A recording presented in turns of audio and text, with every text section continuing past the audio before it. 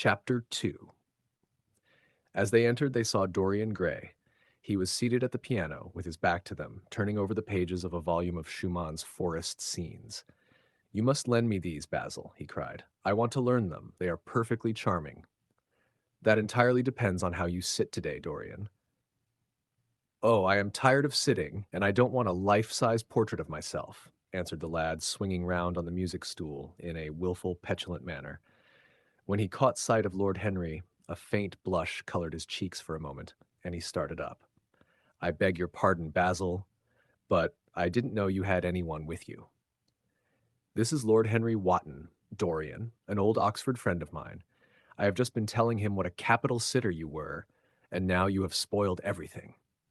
"You have not spoiled my pleasure in meeting you, Mr. Gray," said Lord Henry, stepping forward and extending his hand. "My aunt has often spoken to me about you. You are one of her favorites, and, I am afraid, one of her victims also." "I am in Lady Agatha's black books at present," answered Dorian with a funny look of penitence.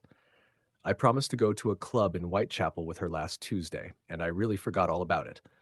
We were to have played a duet together. 3 duets, I believe. I don't know what she will say to me. I am far too frightened to call."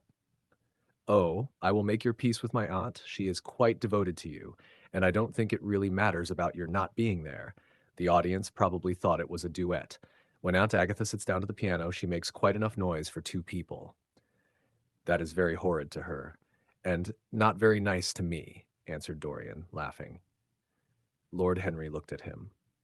Yes, he was certainly wonderfully handsome, with his finely curved scarlet lips, his frank blue eyes, his crisp gold hair. There was something in his face that made one trust him at once. All the candor of youth was there, as well as all youth's passionate purity. One felt that he had kept himself unspotted from the world. No wonder Basil Hallward worshipped him. "You are too charming to go in for philanthropy, Mr. Gray. Far too charming." And Lord Henry flung himself down on the divan and opened his cigarette case. The painter had been busy mixing his colors and getting his brushes ready. He was looking worried, and when he heard Lord Henry's last remark, he glanced at him, hesitated for a moment, and then said, "Harry, I want to finish this picture today.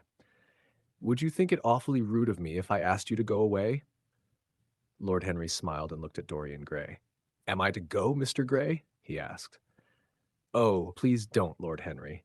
I see that Basil is in one of his sulky moods, and I can't bear him when he sulks. Besides, I want you to tell me why I should not go in for philanthropy." "I don't know that I shall tell you that, Mr. Gray. It is so tedious a subject that one would have to talk seriously about it. But I certainly shall not run away, now that you have asked me to stop. You don't really mind, Basil, do you? You have often told me that you liked your sitters to have someone to chat to." Hallward bit his lip. "If Dorian wishes it, of course you must stay. Dorian's whims are laws to everybody except himself." Lord Henry took up his hat and gloves. "You are very pressing, Basil, but I am afraid I must go. I have promised to meet a man at the Orleans. Goodbye, Mr. Gray. Come and see me some afternoon in Curzon Street.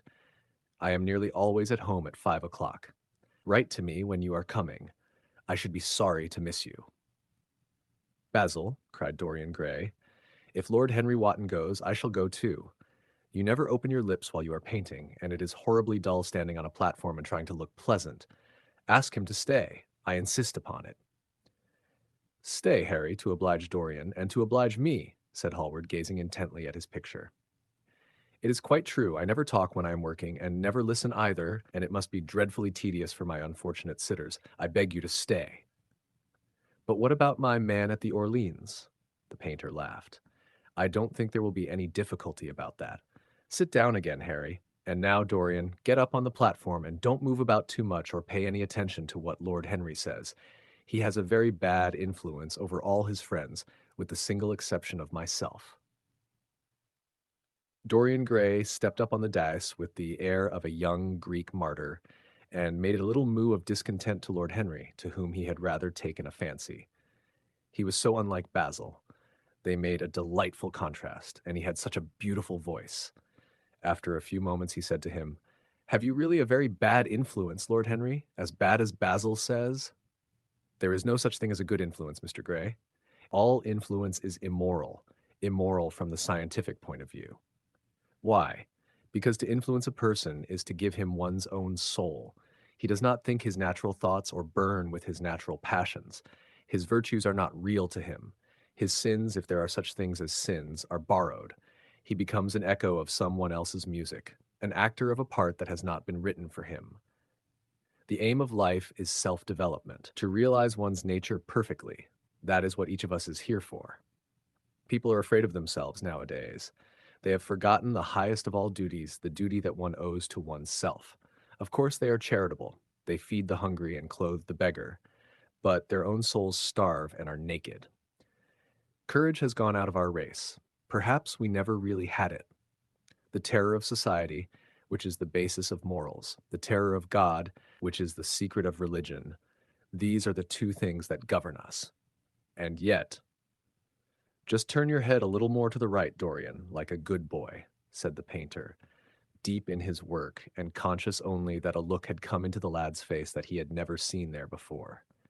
And yet, continued Lord Henry in his low, musical voice, and with that graceful wave of the hand that was always so characteristic of him, and that he had even in his Eton days, I believe that if one man were to live out his life fully and completely, were to give form to every feeling, expression to every thought, reality to every dream, I believe that the world would gain such a fresh impulse of joy that we would forget all the maladies of medievalism and return to the Hellenic ideal, to something finer, richer than the Hellenic ideal it may be. But the bravest man amongst us is afraid of himself. The mutilation of the savage has its tragic survival in the self-denial that mars our lives. We are punished for our refusals.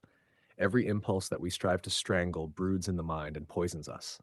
The body sins once, and has done with its sin, for action is a mode of purification.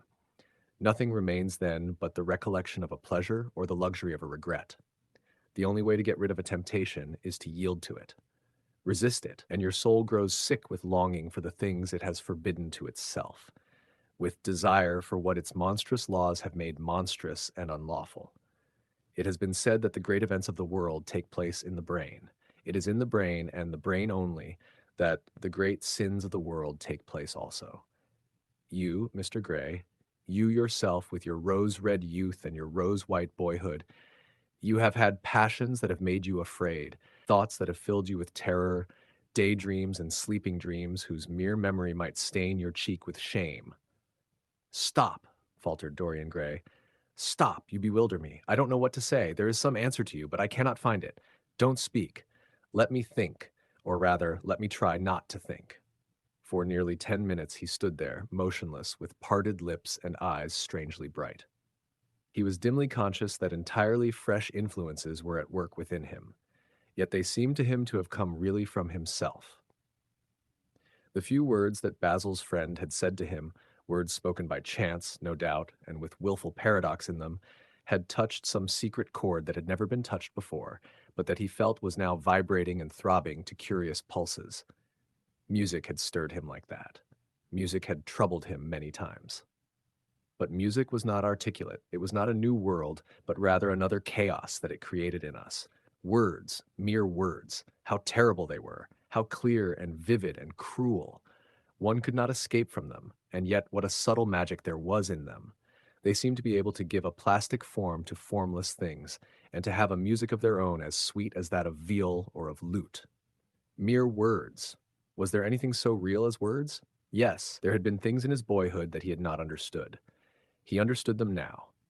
Life suddenly became fiery colored to him. It seemed to him that he had been walking in fire.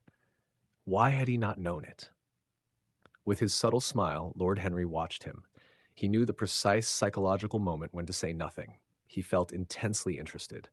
He was amazed at the sudden impression that his words had produced, and remembering a book that he had read when he was 16, a book which had revealed to him much that he had not known before, he wondered whether Dorian Gray was passing through a similar experience. He had merely shot an arrow into the air. Had it hit the mark? How fascinating the lad was. Hallward painted away with that marvelous bold touch of his, that had the true refinement and perfect delicacy that in art, at any rate, comes only from strength. He was unconscious of the silence. Basil, I am tired of standing, cried Dorian Gray suddenly. I must go out and sit in the garden. The air is stifling here. My dear fellow, I am so sorry. When I am painting, I can't think of anything else. But you never sat better. You were perfectly still. And I have caught the effect I wanted, the half-parted lips and the bright look in the eyes. I don't know what Harry has been saying to you, but he has certainly made you have the most wonderful expression. I suppose he has been paying you compliments. You mustn't believe a word that he says. He has certainly not been paying me compliments. Perhaps that is the reason that I don't believe anything he has told me. You know you believe it all, said Lord Henry, looking at him with his dreamy, languorous eyes. I will go out to the garden with you. It is horribly hot in the studio. Basil, let us have something iced to drink, something with strawberries in it. Certainly, Harry. Just touch the bell, and when Parker comes, I will tell him what you want. I have got to work up this background, so I will join you later on. Don't keep Dorian too long. I have never been in better form for painting than I am today. This is going to be my masterpiece. It is my masterpiece as it stands. Lord Henry went out to the garden and found Dorian Gray burying his face in the great cool lilac blossoms, feverishly drinking in their perfume as if it had been wine. He came close to him and put his hand upon his shoulder. You are quite right to do that, he murmured. Nothing can cure the soul but the senses, just as nothing can cure the senses but the soul. The lad started and drew back. He was bareheaded, and the leaves had tossed his rebellious curls and tangled all their gilded threads. There was a look of fear in his eyes, such as people have when they are suddenly awakened. His finely chiseled nostrils quivered, and some hidden nerve shook the scarlet of his lips and left them trembling. Yes, continued Lord Henry, that is one of the great secrets of life, to cure the soul by means of the senses, and the senses by means of the soul. You are a wonderful creation. You know more than you think you know, just as you know less than you want to know. Dorian Gray frowned and turned his head away. He could not help liking the tall, graceful young man who was standing by him. His romantic, olive-colored face and worn expression interested him. There was something in his low, languid voice that was absolutely fascinating. His cool, white, flower-like hands even had a curious charm. They moved as he spoke like music and seemed to have a language of their own. But he felt afraid of him and ashamed of being afraid. Why had it been left for a stranger to reveal him to himself? He had known Basil Hallward for months, but the friendship between them had never altered him. Suddenly there had come someone across his life who seemed to have disclosed to him life's mystery. And yet, what was there to be afraid of? He was not a schoolboy or a girl. It was absurd to be frightened. Let us go and sit in the shade, said Lord Henry. Parker has brought out the drinks, and if you stay any longer in this glare, you will be quite spoiled, and Basil will never paint you again. You really must not allow yourself to become sunburnt. It would be unbecoming. What can it matter? Cried Dorian Gray, laughing as he sat down on the seat at the end of the garden. It should matter everything to you, Mr. Ray Gray. Why? Because you have the most marvelous youth, and youth is the one thing worth having. I don't feel that, Lord Henry. No, you don't feel it now. Some day, when you are old and wrinkled and ugly, when thought has seared your forehead with its lines and passion branded your lips with its hideous fires, you will feel it. You will feel it terribly. Now, wherever you go, you charm the world. Will it always be so? You have a wonderfully beautiful face, Mr. Gray. Don't frown. You have. And beauty is a form of genius, is higher indeed than genius, as it needs no explanation. It is of the great facts of the world, like sunlight or springtime, or the reflection in dark waters of that silver shell we call the moon. It cannot be questioned. It has its divine right of sovereignty. It makes princes of those who have it. You smile? Ah, when you have lost it, you won't smile. People say sometimes that beauty is only superficial. That may be so, but at least it is not so superficial as thought is. To me, beauty is the wonder of wonders. It is only shallow people who do not judge by appearances. The true mystery of the world is the visible, not the invisible. Yes, Mr. Gray, the gods have been good to you, but what the gods give, they quickly take away. You have only a few years in which to live really, perfectly, and fully. When your youth goes, your beauty will go with it, and then you will suddenly discover that there are no triumphs left for you, or have to content yourself with those mean triumphs that the memory of your past will make more bitter than defeats. Every month as it wanes brings you nearer to something dreadful. Time is jealous of you and wars against your lilies and your roses. You will become sallow and hollow-cheeked and dull-eyed. You will suffer horribly. Ah, realize your youth while you have it. Don't squander the gold of your days, listening to the tedious, trying to improve the hopeless failure, or giving away your life to the ignorant, the common, and the vulgar. These are the sickly aims, the false ideals of our age. Live the wonderful life that is in you. Let nothing be lost upon you. Be always searching for new sensations. Be always searching for new sensations. Be afraid of nothing. A new hedonism. That is what our century wants. You might be its visible symbol. With your personality, there is nothing you could not do. The world belongs to you for a season. The moment I met you, I saw that you were quite unconscious of what you really are, of what you really might be. There was so much in you that charmed me that I felt I must tell you something about yourself.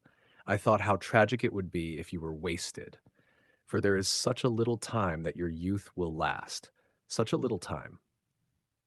The common hill flowers wither, but they blossom again. The laburnum will be as yellow next June as it is now. In a month there will be purple stars on the clematis, and year after year the green night of its leaves will hold its purple stars. But we never get back our youth. The pulse of joy that beats in us at 20 becomes sluggish. Our limbs fail, our senses rot. We degenerate into hideous puppets, haunted by the memory of the passions of which we were too much afraid and the exquisite temptations that we had not the courage to yield to. Youth, youth. There is absolutely nothing in the world but youth. Dorian Gray listened, open-eyed and wondering. The spray of lilac fell from his hand upon the gravel. A furry bee came and buzzed round it for a moment. Then it began to scramble all over the oval stellated globe of the tiny blossoms. He watched it with that strange interest in trivial things that we try to develop when things of high import make us afraid, or when we are stirred by some new emotion for which we cannot find expression, or when some thought that terrifies us lays sudden siege to the brain and calls on us to yield. After a time, the bee flew away. He saw it creeping into the stained trumpet of a Tyrian convolvulus. The flower seemed to quiver and then swayed gently to and fro. But suddenly the painter appeared at the door of the studio and made staccato signs for them to come in.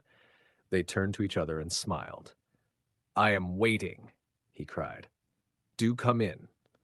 The light is quite perfect, and you can bring your drinks." They rose up and sauntered down the walk together. Two green and white butterflies fluttered past them, and in the pear tree at the corner of the garden a thrush began to sing. "You are glad you have met me, Mr. Gray," said Lord Henry, looking at him. "Yes, I am glad now. I wonder, shall I always be glad? Always. That is a dreadful word. It makes me shudder when I hear it. Women are so fond of using it. They spoil every romance by trying to make it last forever. It is a meaningless word, too. The only difference between a caprice and a lifelong passion is that the caprice lasts a little through mental hands." As they entered the studio, Dorian Gray put his hand upon Lord Henry's arm. "In that case, let our friendship be a caprice," he murmured, flushing at his own boldness, then stepped up on the platform and resumed his pose. Lord Henry flung himself into a large wicker armchair and watched him. The sweep and dash of the brush on the canvas made the only sound that broke the stillness, except when, now and then, Hallward stepped back to look at his work from a distance. In the slanting beams that streamed through the open doorway, the dust danced and was golden. The heavy scent of the roses seemed to brood over everything. After about a quarter of an hour, Hallward stopped painting, looked for a long time at Dorian Gray, and then for a long time at the picture, biting the end of one of his huge brushes and frowning. "It is quite finished," he cried at last, and stooping down he wrote his name in long vermilion letters on the left-hand corner of the canvas. Lord Henry came over and examined the picture. It was certainly a wonderful work of art and a wonderful likeness as well. "My dear fellow, I congratulate you most warmly," he said. "It is the finest portrait of modern times. Mr. Gray, come over and look at yourself." The lad started as if awakened from some dream. "Is it really finished?" he murmured, stepping down from the platform. "Quite finished," said the painter. And you have sat splendidly today. I am awfully obliged to you. That is entirely due to me, broke in Lord Henry. Isn't it, Mr. Gray? Dorian made no answer, but passed listlessly in front of his picture and turned towards it. When he saw it, he drew back, and his cheeks flushed for a moment with pleasure. A look of joy came into his eyes, as if he had recognized himself for the first time. He stood there motionless and in wonder, dimly conscious that Hallward was speaking to him, but not catching the meaning of his words. The sense of his own beauty came on him like a revelation. He had never felt it before. Basil Hallward's compliments had seemed to him to be merely the charming exaggeration of friendship. He had listened to them, laughed at them, forgotten them. They had not influenced his nature. Then had come Lord Henry Wotton with his strange panegyric on youth, his terrible warning of its brevity that had stirred him at the time.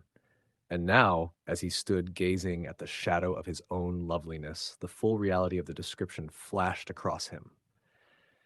Yes, there would be a day when his face would be wrinkled and wizen, his eyes dim and colorless, the grace of his figure broken and deformed. The scarlet would pass away from his lips, and the gold steal from his hair. The life that was to make his soul would mar his body. He would become dreadful, hideous, and uncouth.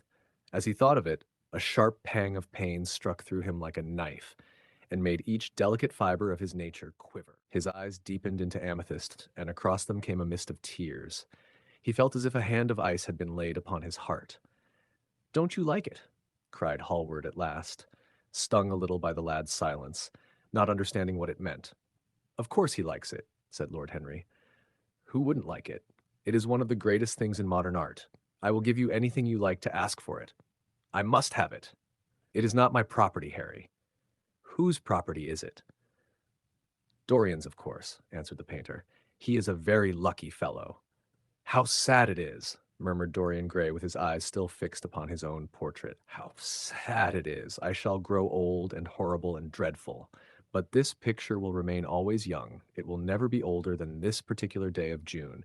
If it were only the other way, if it were I who was to be always young, and the picture that was to grow old, for that, I would give everything. Yes, there is nothing in the whole world I would not give. I would give my soul for that." "You would hardly care for such an arrangement, Basil?" cried Lord Henry, laughing. "It would be rather hard lines on your work." "I should object very strongly, Harry," said Hallward. Dorian Gray turned and looked at him. "I believe you would, Basil. You like your art better than your friends. I am no more to you than a green bronze figure. Hardly as much, I dare say." The painter stared in amazement. It was so unlike Dorian to speak like that. What had happened? He seemed quite angry. His face was flushed and his cheeks burning. "Yes," he continued, "I am less to you than your ivory Hermes or your silver fawn. You will like them always. How long will you like me? Till I have my first wrinkle, I suppose. I know now that when one loses one's good looks, whatever they may be, one loses everything. Your picture has taught me that. Lord Henry Wotton is perfectly right. Youth is the only thing worth having. When I find that I am growing old, I shall kill myself." Hallward turned pale and caught his hand. "Dorian, Dorian," he cried, "don't talk like that. I have never had such a friend as you, and I shall never have such another. You are not jealous of material things, are you? You who are finer than any of them." "I am jealous of everything whose beauty does not die. I am jealous of the portrait you have painted of me. Why should it keep what I must lose? Every moment that passes takes something from me and gives something to it. Oh, if it were only the other way! If the picture could change, and I could be always what I am now! Why did you paint it? It will mock me some day. Mock me horribly." The hot tears welled into his eyes. He tore his hand away, and flinging himself on the divan, he buried his face in the cushions as though he was praying. "This is your doing, Harry," said the painter bitterly. Lord Henry shrugged his shoulders. "It is the real Dorian Gray. That is all. It is not. If it is not, what have I to do with it?" "You should have gone away when I asked you," he muttered. "I stayed when you asked me," was Lord Henry's answer. "Harry, I can't quarrel with my two best friends at once, but between you both you have made me hate the finest piece of work I've ever done, and I will destroy it. What is it but canvas and color? I will not let it come across our three lives and mar them." Dorian Gray lifted his golden head from the pillow and with pallid face and tear-stained eyes looked at him as he walked over to the deal painting table that was set beneath the high curtained window. What was he doing there? His fingers were straying about among the litter of tin tubes and dry brushes, seeking for something. Yes, it was for the long palette knife with its thin blade of lithe steel. He had found it at last. He was going to rip up the canvas. With a stifled sob, the lad leaped from the couch and, rushing over to Hallward, tore the knife out of his hand and flung it to the end of the studio. "Don't, Basil, don't," he cried. "It would be murder." "I am glad you appreciate my work at last, Dorian," said the painter coldly when he had recovered from his surprise. "I never thought you would." "Appreciate it? I am in love with it, Basil. It is part of myself. I feel that. Well, as soon as you are dry, you shall be varnished and framed and sent home. Then you can do what you like with yourself." And he walked across the room and rang the bell for tea. "You will have tea, of course, Dorian, and so will you, Harry. Or do you object to such simple pleasures?" "I adore simple pleasures," said Lord Henry. "They are the last refuge of the complex. But I don't like scenes except on the stage. What absurd fellows you are, both of you. I wonder who it was defined man as a rational animal. It was the most premature definition ever given. Man is many things, but he is not rational. I am glad he is not, after all, though I wish you chaps would not squabble over the picture. You had much better let me have it, Basil. This silly boy doesn't really want it, and I really do." "If you let anyone have it but me, Basil, I shall never forgive you," cried Dorian Gray, "and I don't allow people to call me a silly boy." "You know the picture is yours, Dorian. I gave it to you before it existed. And you know you have been a little silly, Mr. Gray, and that you don't really object to being reminded that you are extremely young. I should have objected very strongly this morning, Lord Henry." "Ah, this morning! You have lived since then." There came a knock at the door, and the butler entered with a laden tea tray and set it down upon a small Japanese table. There was a rattle of cups and saucers and the hissing of a fluted Georgian urn. Two globe-shaped china dishes were brought in by a page. Dorian Gray went over and poured out the tea. The two men sauntered languidly to the table and examined what was under the covers. "Let us go to the theater tonight," said Lord Henry. "There is sure to be something on somewhere." "What was said? I have promised to dine at White's, but it is only with an old friend, so I can send him a wire to say that I am ill, or that I am prevented from coming in consequence of a subsequent engagement. I think that would be a rather nice excuse. It would have all the surprise of candor." "It is such a bore putting on one's dress clothes," muttered Hallward. "And when one has them on, they are so horrid." "Yes," answered Lord Henry dreamily. "The costume of the 19th century is detestable. It is so somber, so depressing. Sin is the only real color element left in modern life." "You really must not say things like that of Dorian, Harry." "Before which Dorian? The one who is pouring out tea for us, or the one in the picture?" "Before either." "I should like to come to the theater with you, Lord Henry," said the lad.